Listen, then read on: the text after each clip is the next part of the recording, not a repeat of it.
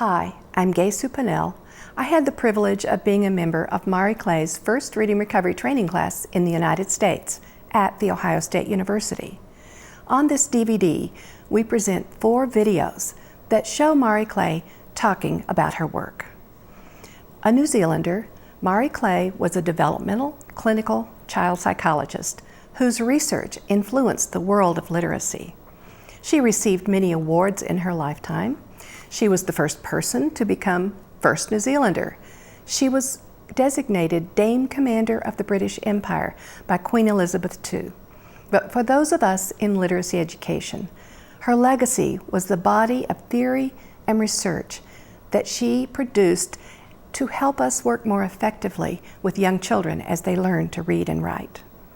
Her crowning achievement was the design and implementation of reading recovery, an early intervention that has served almost 2 million children in the United States and hundreds of thousands more across the English-speaking world. Reading recovery has been reconstructed in French and in Spanish. This early intervention has had remarkable results in helping initially struggling young children to learn to become effective readers and writers. These videos will be especially meaningful to those of us who knew Mari and worked with her in her lifetime. And it will also play a special role in the professional lives of people who did not know Mari, but who are studying and using her work. The first video was produced in 1976 during a visit that Mari Clay made to The Ohio State University. She had just completed her groundbreaking doctoral research and had also designed an assessment system which we now call an observation survey of early literacy achievement. She lectured to faculty and graduate students, and she demonstrated with 2 children the concepts about print assessment. You will hear her reasons for designing this unique assessment. I'd just like to explain to you how the little test which I'm going to demonstrate today came about. First of all, it was part of research work which I was doing in New Zealand, and I was following the reading progress of children who enter school on their 5th birthday.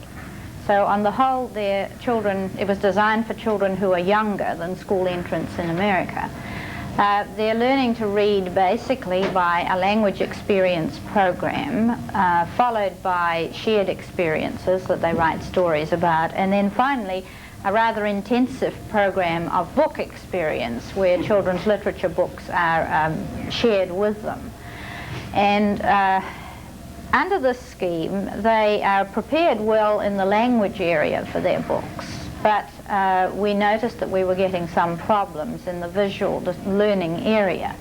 And so I took one of their little books and I undid the staples and I turned some pictures and print upside down, and I generally played around with this and found I got some good information on children. What I actually had was a discovery situation where the child could show me whether he understood certain concepts about print without him having to tell me in words about this. So we took the idea and devised a test which packaged all these useful little situations in one book sharing experience. And so in this test, I read the book to the child. He doesn't have to read, he doesn't have to be able to read. And yet before he can even read, he can show me that he knows something about print and something about words and what he does know and what he doesn't know. Now there are 3 main areas in the test situation. One is does he know about, does he discriminate between pictures and print? Does he know that it's not the pictures that we're reading the story from, but it's those black marks on the page? And then secondly, what does he know about the direction that we use in an arbitrary way when we write down the English language? Does he know the front from the back and the upside down concepts in relation to a book?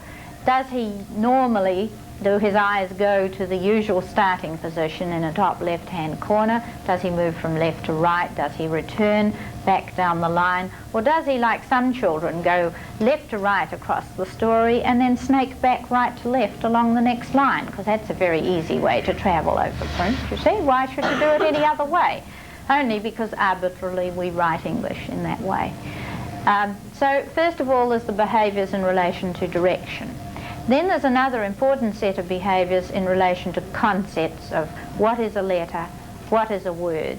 And just to make some difficult items for the really smart kiddies who've learnt an awful lot, we ask them something about some of the punctuation signs. And we find that those who are very acute in observation are picking up information about punctuation just as readily as they're picking up information about letters and words. So there's those concepts. There are other concepts that are important in the instructional situation. For example, when the teacher says to the child, or to a group of children, now I want you to look at the word I've got on the chalkboard. I want you to look at the first letter of the word. It's all right for those who know what first means, and who know that first in printing means the left-hand end of the word. But for many children, they don't know what first and last are anyway. And they certainly don't know that first in a printed situation is a particular first. It's first at the left-hand end of a word, you see. So there are some quite tricky concepts to be learned here. And so we test first and last and bottom and top and so on. And then the third area that the test measures, and this gives it some items that will be fairly discriminating even when children are reading, and will sort out those who are paying attention to the detail of print and those who are really recognizing just isolated features of words. And these are the visual discrimination items which we have made by turning some of the print back to front. The first thing we did was to take a top line and make it a bottom line. And you read the story correctly to the child and see whether, by looking at the print, he recognizes that the top line has been placed in the wrong place. I jumped in the hole and I splashed with my feet.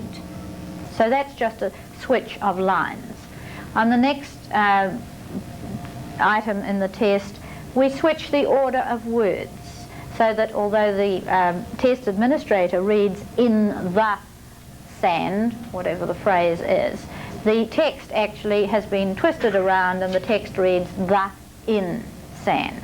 So he gets the right message read to him. He sees the wrong message on the print, and we want to know whether he can tell that there is a mistake and what he says about the switch around there. How does he think about that mistake which he's detected?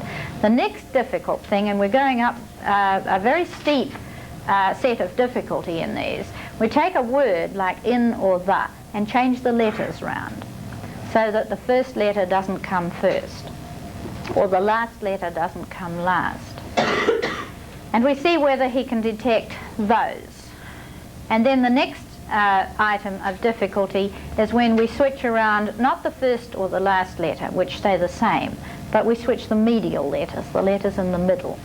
And that really takes a lot of discrimination to recognize, when the beginning and end of the word is correct, that there is something different about the middle of the word. Now, there is one thing I'd like to suggest here about the inquiry situation, though. The whole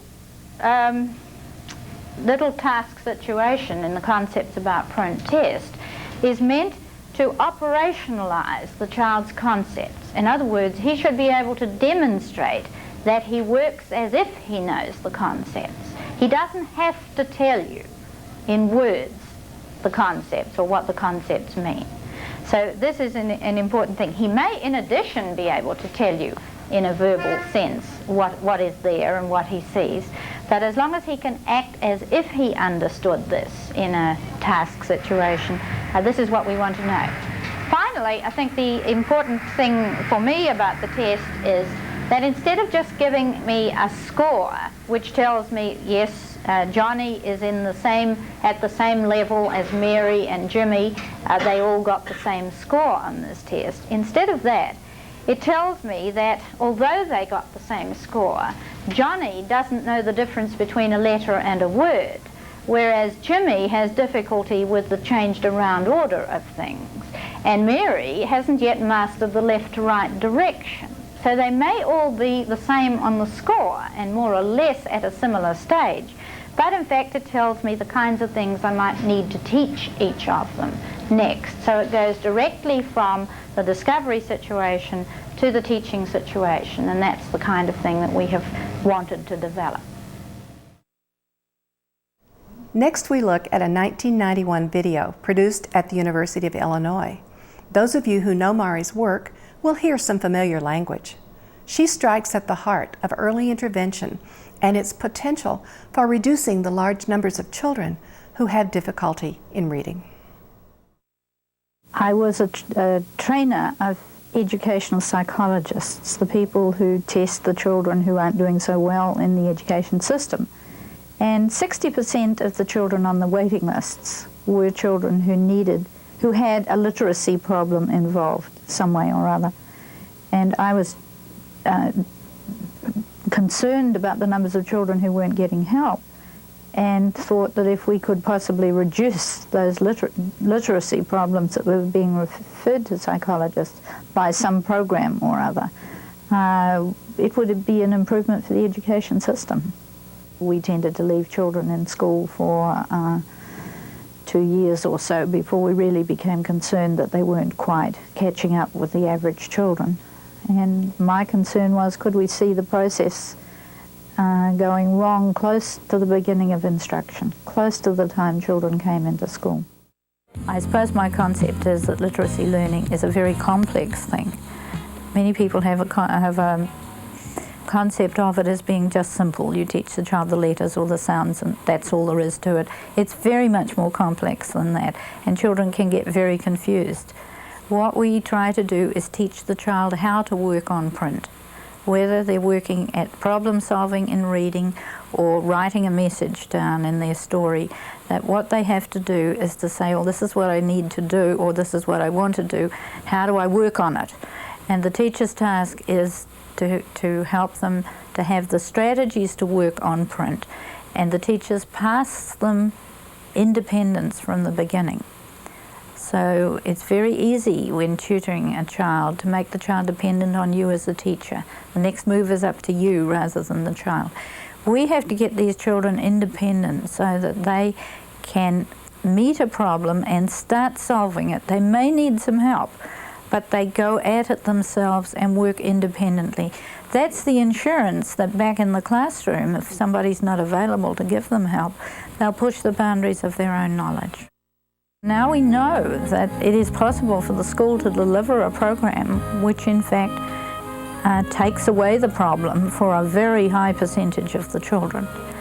Now if we can do that in the early stages of schooling, it frees the children with the reading and writing skills to make the most out of their education from there on. It relieves the pressure on the schools of the children with literacy difficulties that used to move up through the grades and into the high school still with problems and so on. And it's a wonderful thing. You get rid of the problem.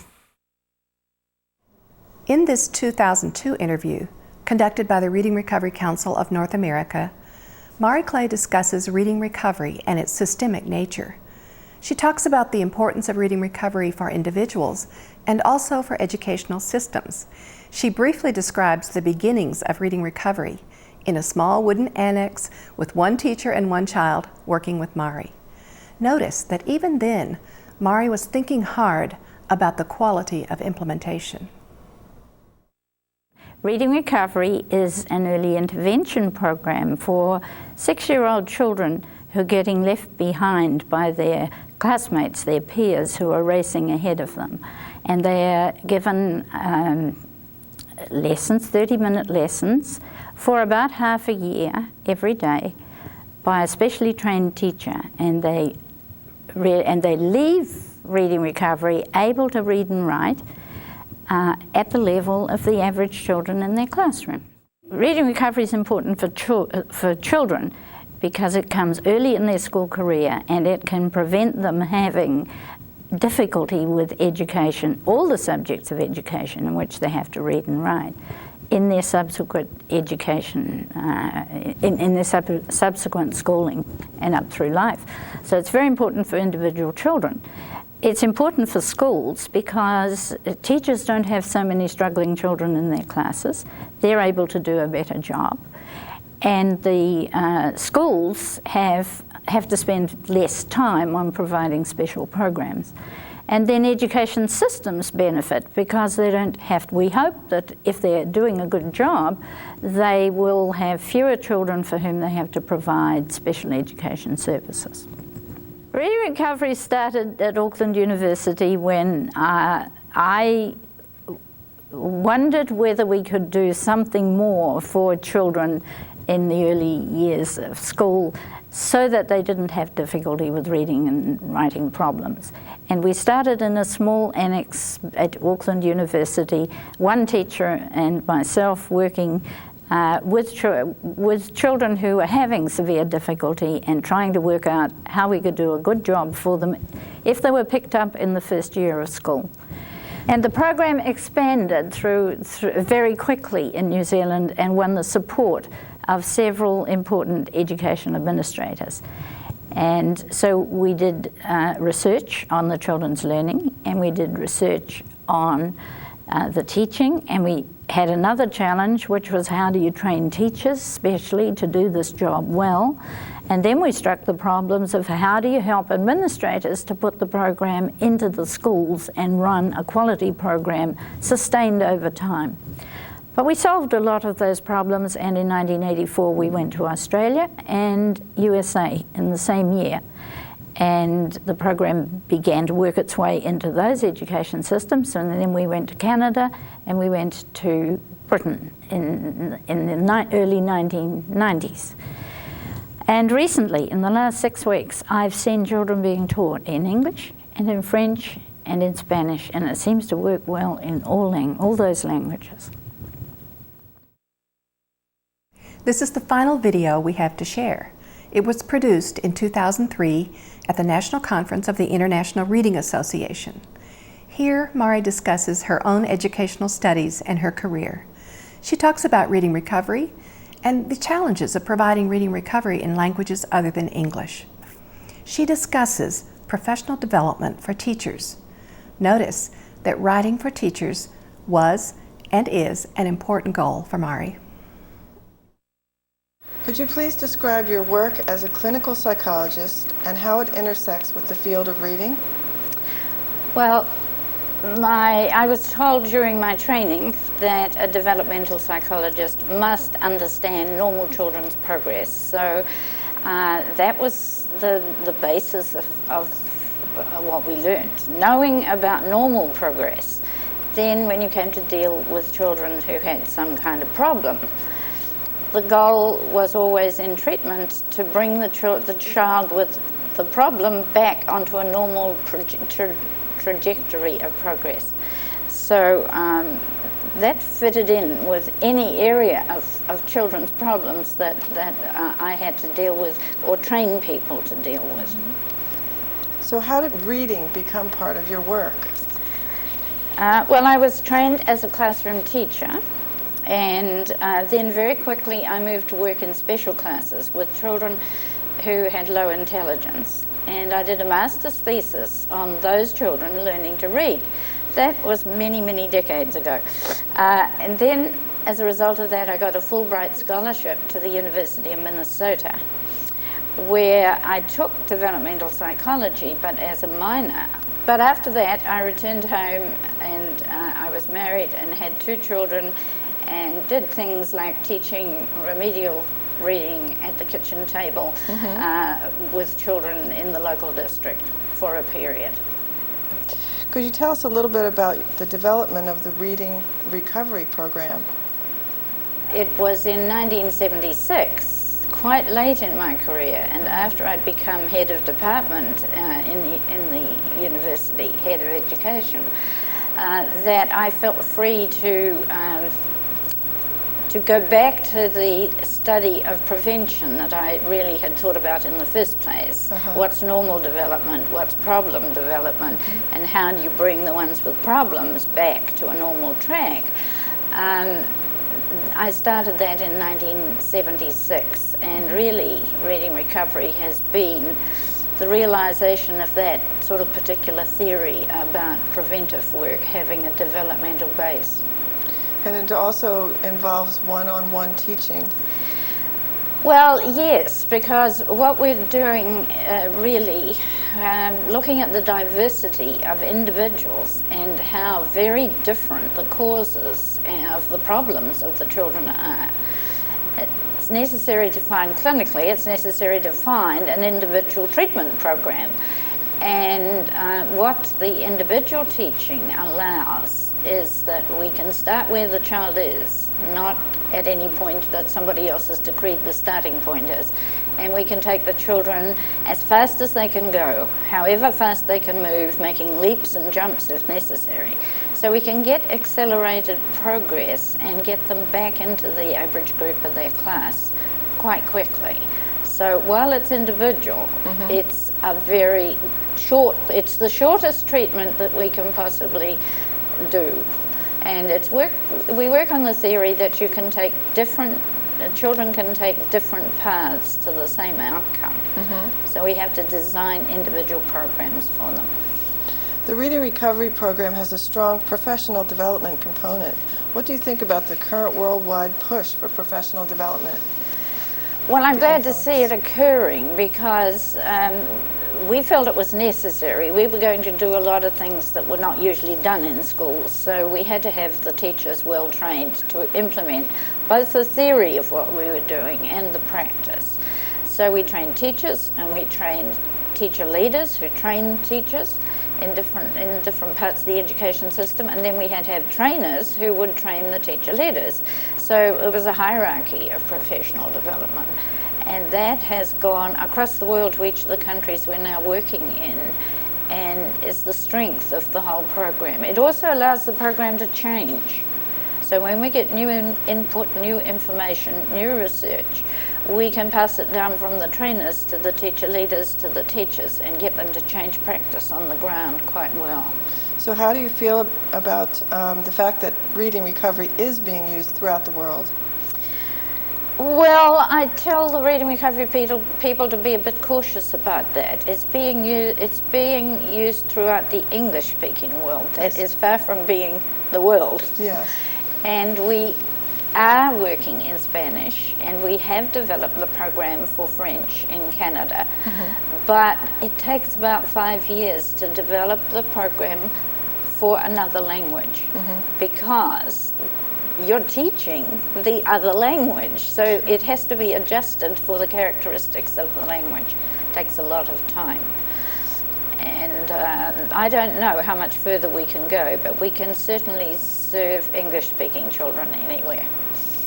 Well, as a developmental clinical psychologist, how does it make you feel to have such a great impact on reading, especially with the Reading Recovery Program? Reserved feelings about that. Knowing how to get this progress induces an obligation. So if we wanted to spend the money, we could tell you how many children we were teaching at the moment or how many children we taught around the world, and we don't do that because that would take money we want to use for other things. But the obligation is there. If you've served 1 million children, it sounds wonderful, but then there are several millions more who needed the program and didn't get it. So there's a certain sadness attached to being able to do what we can do. I see. Is there anything else that you would like to say? Well, I just like to reiterate that I've tried very hard to write. The work that I do is not just practical work. The work that I do is founded on pretty strong theory. But the challenge for me is to write those theoretical ideas for the academics and the researchers, but also for the teachers. I think they have a right to be able to read those in terms that they understand. So this has been one of my particular challenges, and I've still got a bit of writing of that kind to do. Are you working on that project right now? Well, no, but I have several books that underpin the Reading Recovery Program. They all have to be revised before I'm allowed to completely retire. I see, okay. That's wonderful. Thank you.